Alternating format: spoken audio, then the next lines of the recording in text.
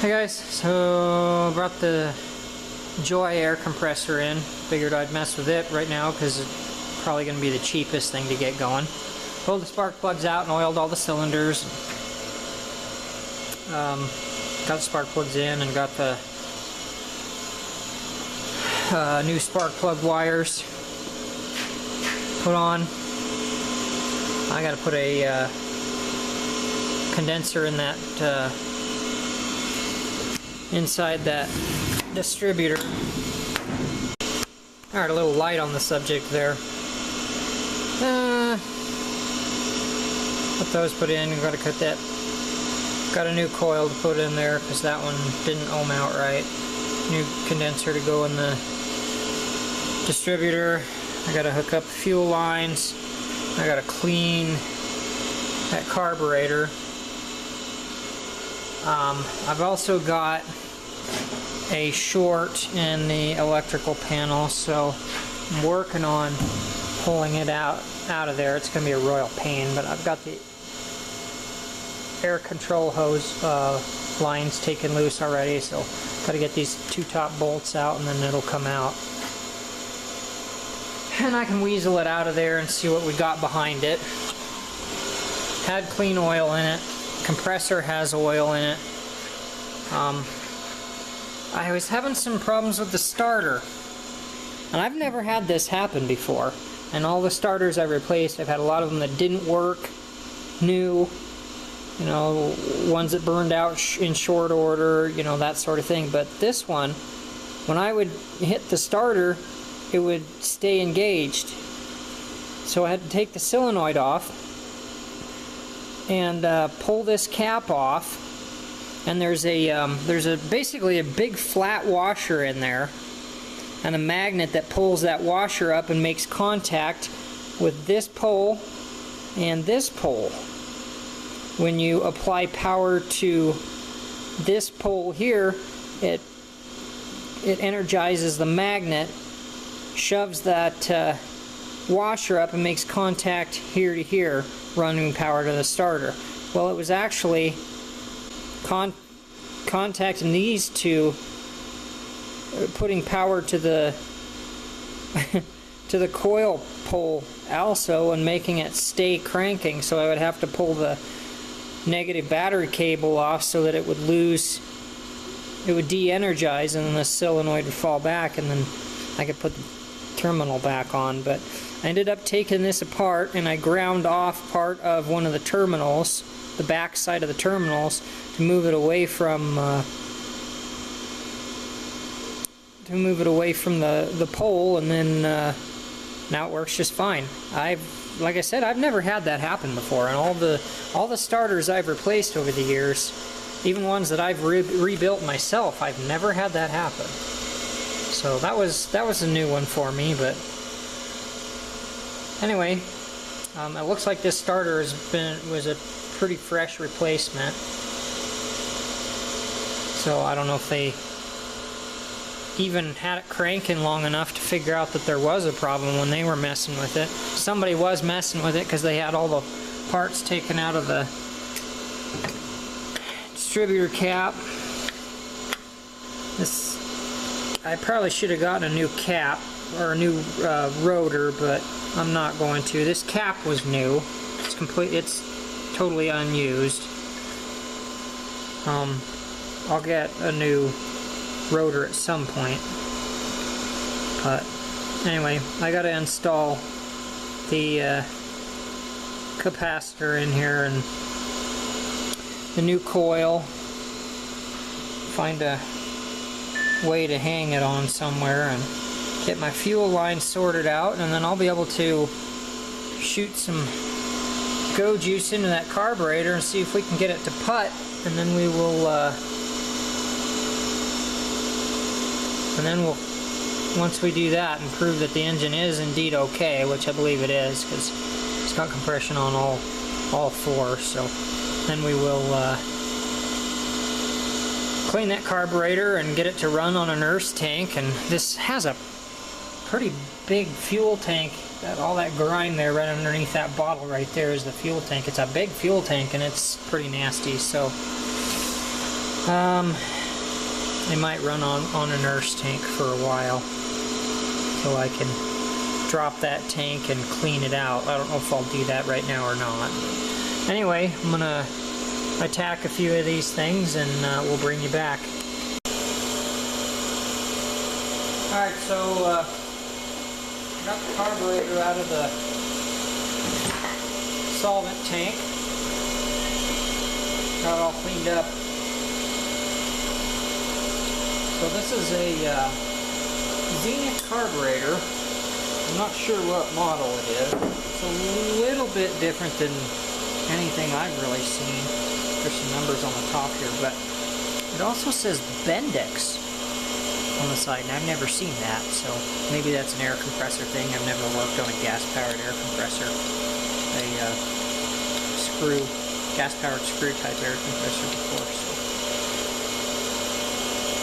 that may be something that's unique to air compressors, I don't know. Regardless, I got it mostly cleaned up. There was a jet in there that I couldn't get out, so I had to leave it in there and soak it, and then I sprayed it with starting fluid and shot it with air to make sure it goes down and shoots out those passages down there, so make sure stuff actually goes through it. I don't know. There's really no way to tell that it's perfectly clean, but it ought to be clean enough to run. Whether it'll run well or not, I don't know. That remains to be seen. Okay. So, don't have a part kit for it, but I see all the gaskets pretty well, so just a flange in the intake manifold is the only one that took a little bit of damage. Get it off. So we're going to be okay.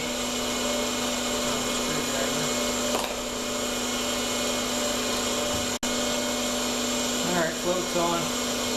Now, just like a lot of carburetors of this vintage, it has a removable venturi. I don't know if a person could ever find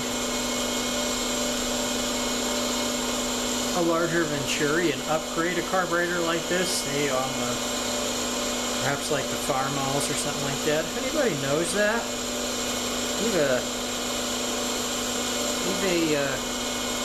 note in the comment section with a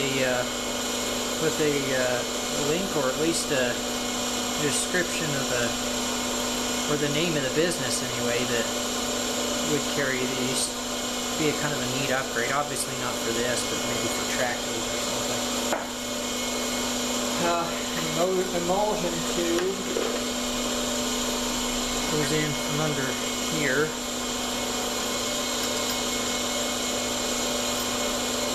And it protrudes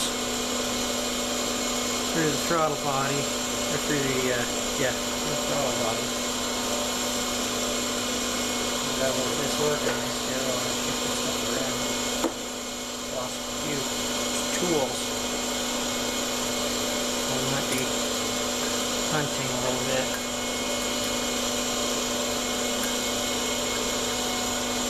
Now this emulsion tube was actually loose when I took it apart. And then there's the cap that goes on the bottom here.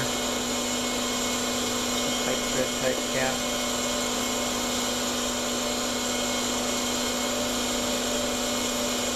Sorry, I'm not keeping you guys in frame very well. I've got you zoomed in pretty well, and sometimes I really wish I had a cameraman. But maybe things will be better once the shop is done. I'll be able to shoot a little bit wider angle shots, and when I get to my rebuild bench done, I'm going to have a mount actually overhead, so you'll be looking down on the work, and that'll help a lot. So you guys just have to bear with me for now until I get. Oops, I forgot. Yeah. Okay, I got to backtrack because there's a seal. All right, so it goes on the end there. Just sits on the end. It's just a seal for the housing. Alright. Back to where we were. These carburetors are used in multiple applications, so they got a cap here and a cap here. And the fuel port here, and it can be in any one of those configurations, depending on the particular application. So this is just another cap for the fuel rail here.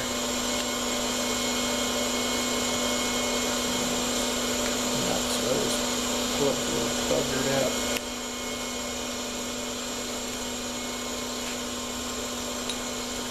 I've done this before. I put the float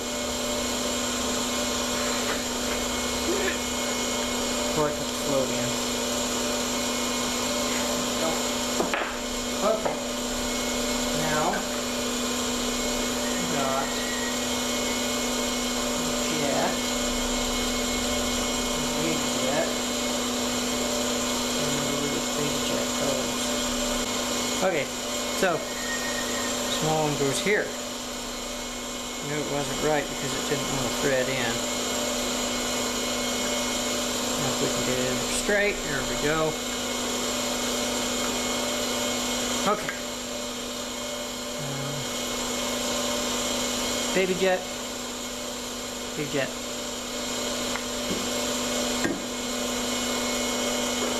Okay, what's left? Idle needle. Or no, I've got an idle screw rather. Let's show you here.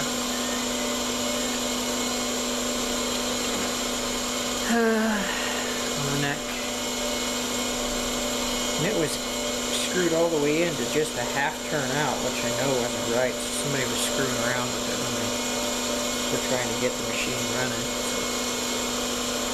We're going to go the old standard 2.5 turns and see how we run from there.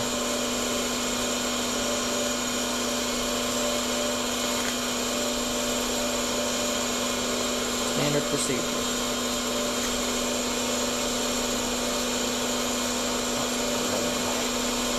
Slot here. Okay, so slightly bottomed. It's kind of hard to tell sometimes. This one's got a pretty heavy spring that's kind of cramping my style, but there's bottom. Half. 1, 1.5, 2, 2.5. That'll be enough to get it started. Okay. This Venturi has a couple of indexing spots on it, so you can't put it in wrong. It won't go in. Alright, so the rest is just assembling the 2 halves with the gasket that I saved. And I'll bring it back when that's all done.